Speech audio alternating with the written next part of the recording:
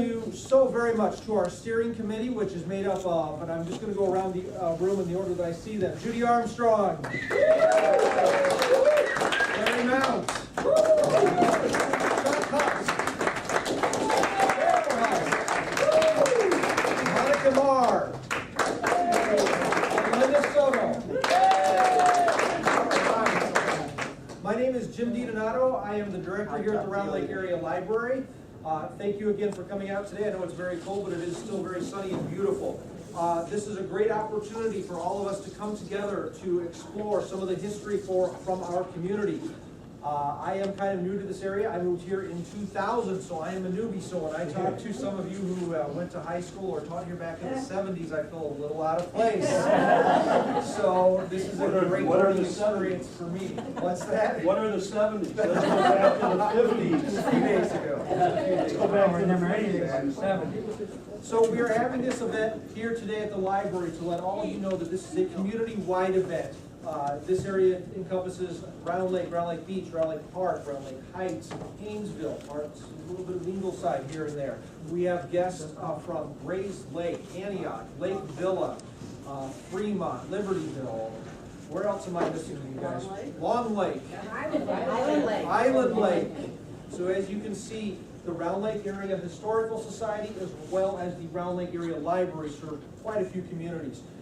The reason that the library is getting involved with the Round Lake Area Historical Society and we are supporting the growth of the Historical Society is because we are a shared mission. Part of the library's mission is to help provide people a chance to develop a lifelong love for learning, for reading, and for advancement in their own lives. Part of that is looking back at our culture to see where we came from. And that's what I find really cool about this, is I am learning more and more about this community every day that I am here. So the Round Lake Area Library's mission for the next couple of months with the Historical Society is to help the Historical Society get its 501c3 status, to do all those nasty bylaws and articles of incorporations and all that icky stuff behind the scenes that nobody else wants to do. We are here to make sure that the Historical Society succeeds. We know that there have been a couple of attempts over the years to start a few historical societies and to get some groups going, and we are really hoping that this time it takes off. So, you guys have heard enough from me. We're going to let you get on with today's show, and by doing that, I'm going to hand it over to our guest today, Mr. Elijah Haines.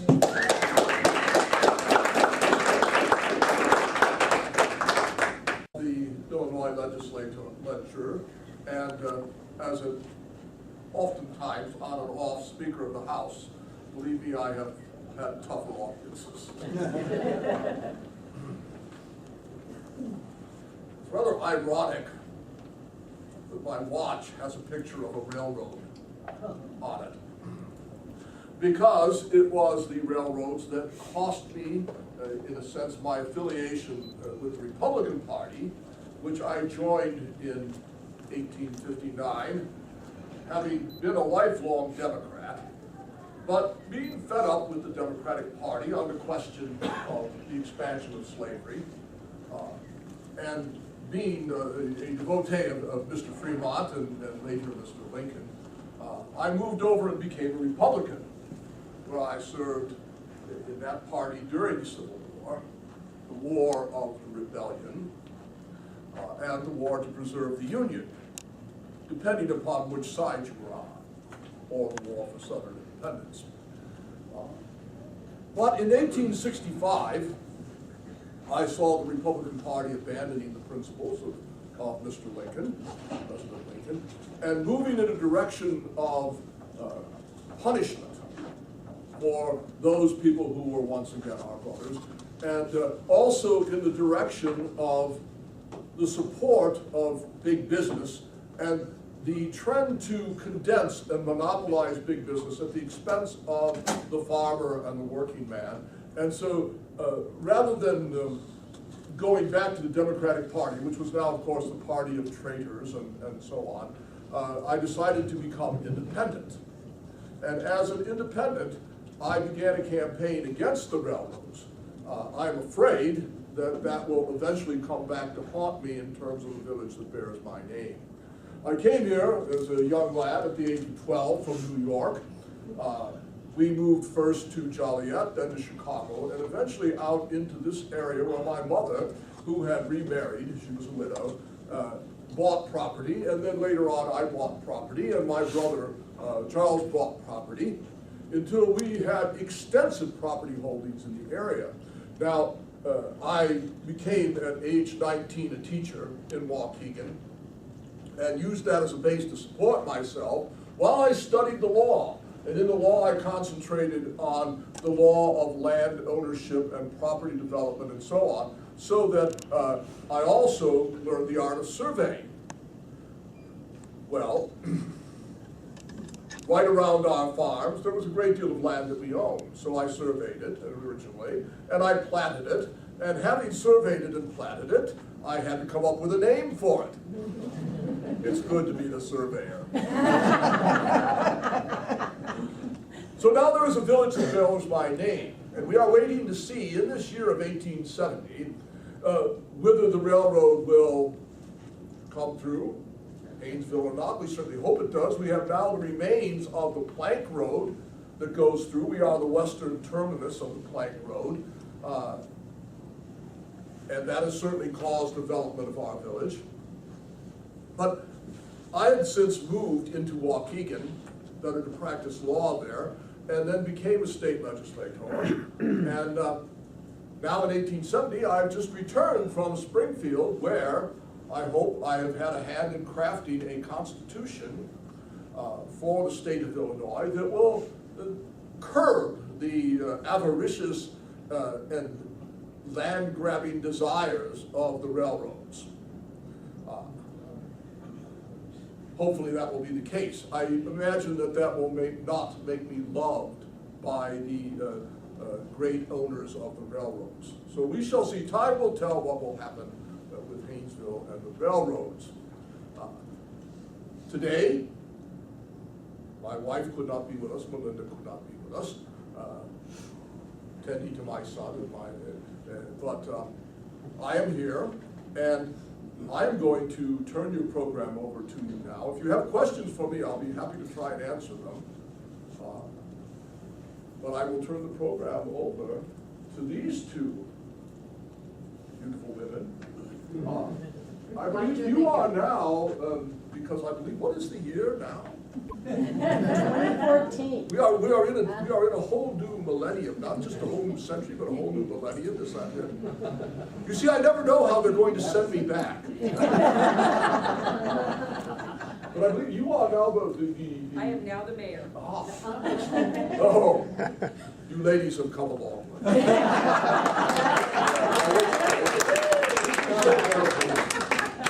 They got the right to vote.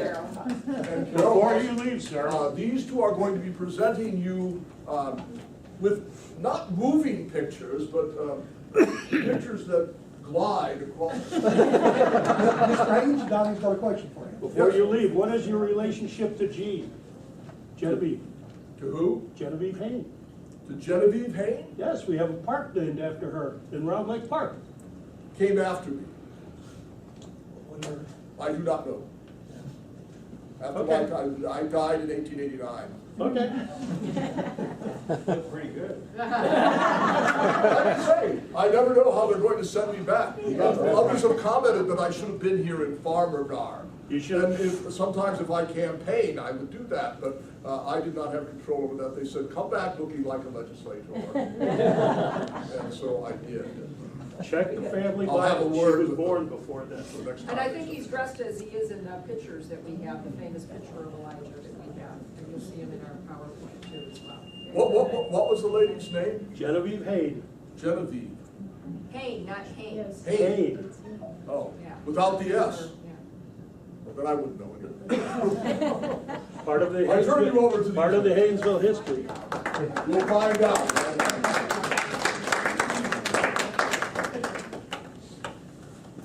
Good afternoon, everyone. Again, my name is Linda Soto, and I have the proud honor of serving the village of Hainesville as its current mayor. I'm a newbie as well. I moved to this area in '94. I became a trustee in '95. I became mayor in '97. which was also the 150th anniversary of Hainesville. And I was sworn in May of that year, and we still didn't have any real plan for celebrating our anniversary. So we scrambled together and put together a parade and a picnic. I also will point out later, but I'll mention now, Charlotte Renahan, who heads the Grays Lake Historical Society, is with us here today. And that display on Hainesville was actually prepared by her. They had put a wonderful display in their museum, and so that's just a small part of it for the 150th anniversary. And what struck me back then is for so much history tied to Hainesville, which I'm going to touch on in a moment, you can drive through Hainesville, and as we all know, there isn't much of anything that lets you know about the history tied to that area. So when Judy Armstrong, our chair for the steering committee, approached me about joining this effort, I said yes, absolutely. So with that, please join Carol and I in this journey, shaking hands with history. This is our coming out party, so we're going to just skim the surface today. That's what we're doing, skimming the surface. We know that there's many things we need to explore and expand on. I think we just touched on one area we need to explore. And so with your help and support, we'll be able to move forward. So again, thank you all for being here today. So, you have met Elijah Haines. I don't think we need to say any more about who he is, other than he had tremendous diverse abilities. As he said, he was a land surveyor, attorney, author, schoolmaster, Lake County delegate, and drafter of township law. And many of the township laws that he wrote are actually still in effect today. Yeah. Oh, sure. Sure. Excuse me. Let's bring it all the way. Yeah. Yeah, let's Come on.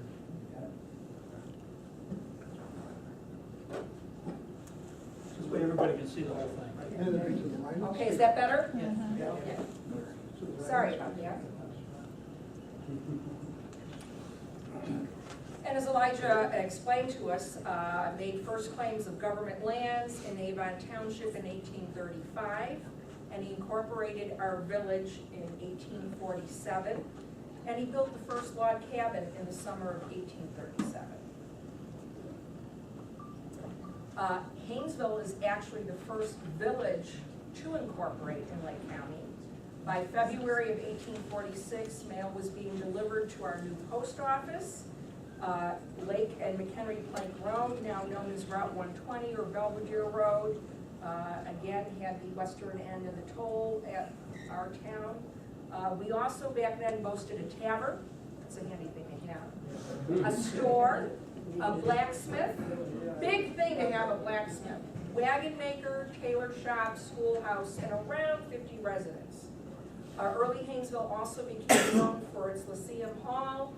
That's a gatherings hall that was used for various events, and also for a number of years some Catholic church services were held there as well. And here's a picture of Main Street showing you the Lyceum Hall.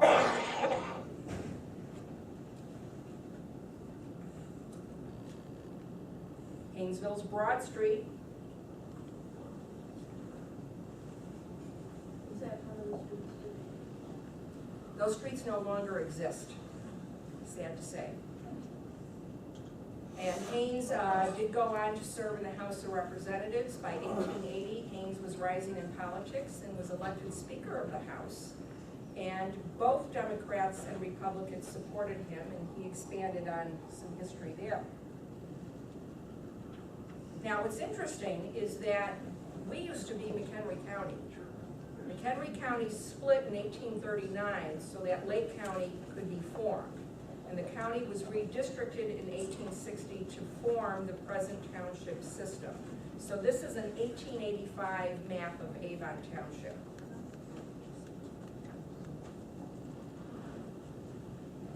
Elijah Haines and many of the early settlers of our area took great pride in the natural resources.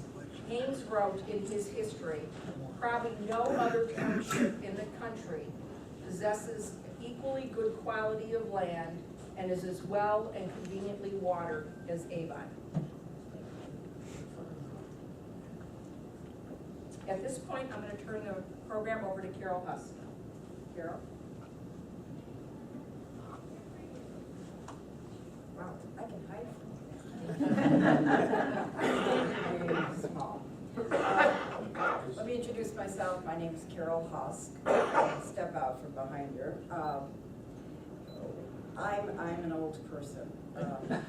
As compared to being a newbie, I've lived in the area since, let's see, about 1954. My father was one of the building commissioners for Round Lake Beach.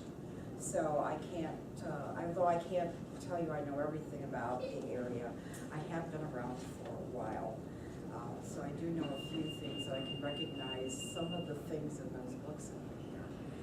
I have a real passion for history, and I have to say that being part of the Historical Society has given me a real excuse for doing research and for looking at things on eBay. We won't talk about it. Anyway, so that, we'll talk about that a little bit later. The sawmill on Squaw Creek was built by Nahum White near the western limits of Round Lake in 1845. This is really important because of the fact that you needed to have a sawmill to build buildings, to build farms and houses. You have to understand, at about the same time that we have Mr. White and his son Horace who was building reapers and farm implements, while all this is going on here in Avon Township, there was a depression going on elsewhere in the country. Not only was there a depression, there was also, for example, in New York, people were rioting in the streets about the price of flour. So there was unrest in the country. Other places were not living a good life. And out here we were seeing growth. So this is very important to the people in Round Lake and the towns surrounding this area. So when you talk about a sawmill and manufacturing of farm implements, you know that the people were looking forward. They were seeing the possibility of growth for their families. Now, as we also know, although there was positivity in what people saw, there was also the impending Civil War and a concern about that. And we know that we sent a number of young men to the Civil War. Unfortunately, because of the way the area was incorporated and not incorporated, we know for sure that George E. Hendy and Colonel C.C. Morris for sure were two of the soldiers that went to the Civil War, and both returned successful from that war. George E. Hendy joined the Great Army of the Republic to fight. He was with the 96th Regiment of the Illinois Infantry. He's fought at Chickamauga and Lookout Mountain and Missionary Bridge. And there was trouble. And he returned home to operate a farm, and later a summer resort on the North Shore of Round Lake. And that's It's probably Colonel Morse calling. thanks to modern conveniences. Colonel C.C. Morris, I looked him up. I have to tell you that I had a guess at what Colonel Morris's first name was. Fortunately, it's Charles. And he lived on a farm south of Round Lake Beach, actually. Served with several Illinois regiments, and what we found was he was mustered out with the Illinois 11th. And when he came home, he became a prominent and respected attorney. Now, this was one of my favorite things that I found when I researched, and that has to do with the ice harvesting and the ice cutters. I don't know how many of you are aware of this, and I just found this absolutely fascinating. Back in the 1900s, Round Lake was one of the top ice lakes, ice harvesting lakes. And there's a good reason for it. It was the size of the lake. Armor and other companies sought out lakes that were a particular size and depth and had no ties, no connections to factories, because of the fact the water would be very clean and very pure. Because obviously if a factory was on the site, it would make the water dirty. And also, if it was a certain size, it would freeze quickly. That would mean there would be a lot of bubbles in the water. So they would come and they would harvest water, and this would actually ice for people to consume, not only to pack food, in. And so people would come to Round Lake to live here to help harvest this ice. This was a real cash crop. And so Armor built a top-notch factory. In fact, other companies patterned their factories after Armor. And the train came to Round Lake. I'm sorry, you can't hear me. I'm sorry. Armor actually built a state-of-the-art factory right on Round Lake. They had built dormitories for the men to live in. And their business continued to 1917, when unfortunately there was a fire that burned the actual factory down. But it left the dormitories. They stayed intact. Was that the Armor that was part of the meatpacking family? No, I researched that to see, but they were actually different families. This is a picture of the boarding house. What happened was when Armor, after the factory itself burned, Armor decided to leave the boarding house, and actually they fixed it up. And they allowed their employees from the city, because they did not go out of business. By this point, they had started creating factories in the city where they could freeze the modern way, a more modern way. So they allowed their employees to come to Round Lake and use this as like a vacation spot, because people were already coming to Round Lake for vacations on the lake. This was the beginning of a new age for Round Lake of tourism. People were coming here. There were cars, and now the train could get them out here. So this is what the boarding house looked like. What year was that? This year, probably we're talking at the turn of the century, 1920s. The building's still standing? Yes. Where is it? This is, The Alpine. the Alpine. Yeah, the Alpine, is it a resort? It was Gun Club and now it's Country Club. Alpine Country Club. Where is that? Washington and Cedar Lake Road. Washington, you would see the front of it off of Washington. On the southern shore. It was considered a country club? Yes. Yeah, everyone's saying country club. It's on the north side of Washington, before Cedar Lake Road, so between Hainesville Road and Cedar Lake Road, it's right off the lake. At the end of Greenwood. So, as I said, this Round Lake entered a whole new phase. It became like a resort destination. People came here to enjoy the amenities of the lake, because in pre-World War I days, cars were now the thing, and as I said, the train made it easier for people to get around. Carol, I just wanted to go back to that picture briefly. I want to mention, when we found that picture, you just hit the back arrow. That picture boasts being the first car in the Round Lake area. I just want to mention that. That's so beautiful.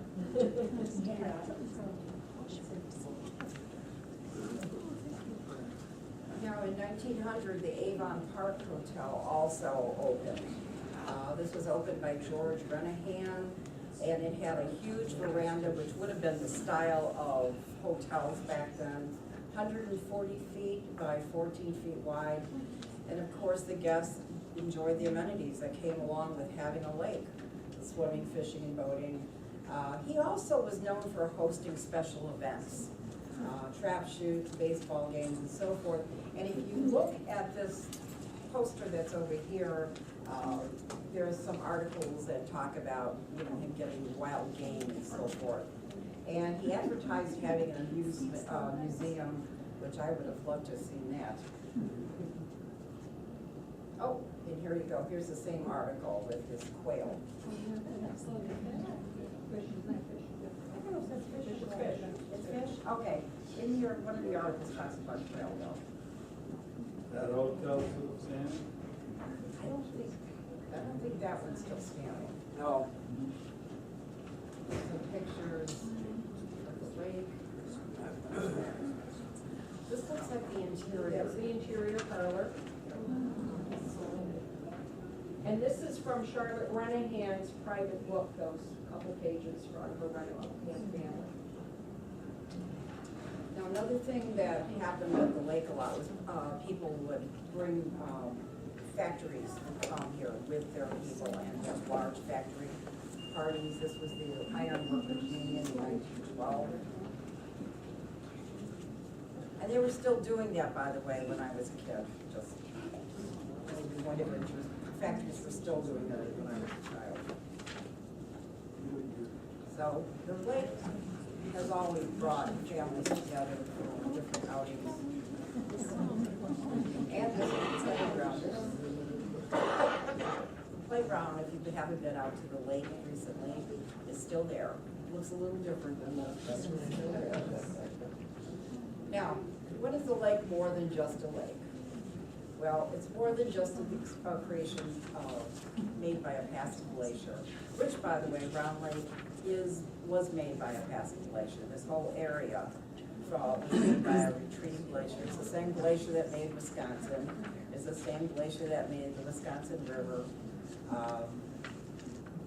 The Round Lake is about 220 acres of water and a nearly round opening. If you look at the picture over there, you'll see that Round Lake does look kind of round from above. It's more than just tons of ice that were shipped on a yearly basis to homes in Illinois when they were doing ice harvesting.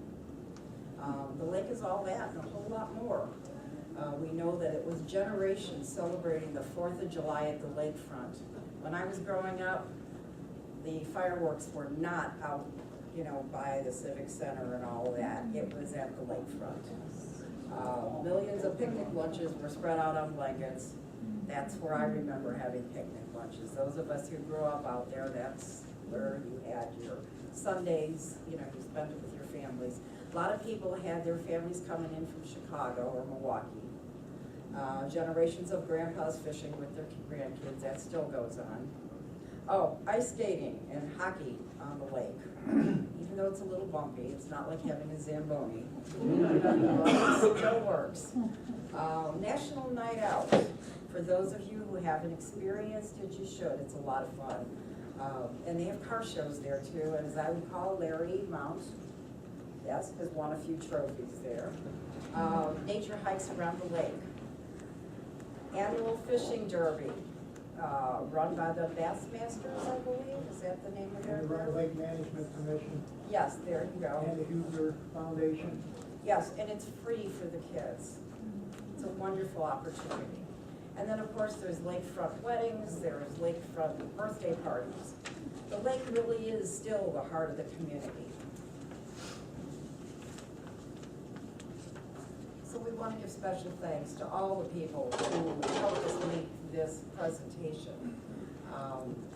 The Grays Lake Historical Society, who has wonderful resources, and of course Charlotte Renahan, thank you Charlotte, and her personal collection. Some photos were courtesy of the Lake County Discovery Museum, and Bob Dawson for his wonderful portrayal, thank you Bob, of Elijah Haines, and supporting sponsor.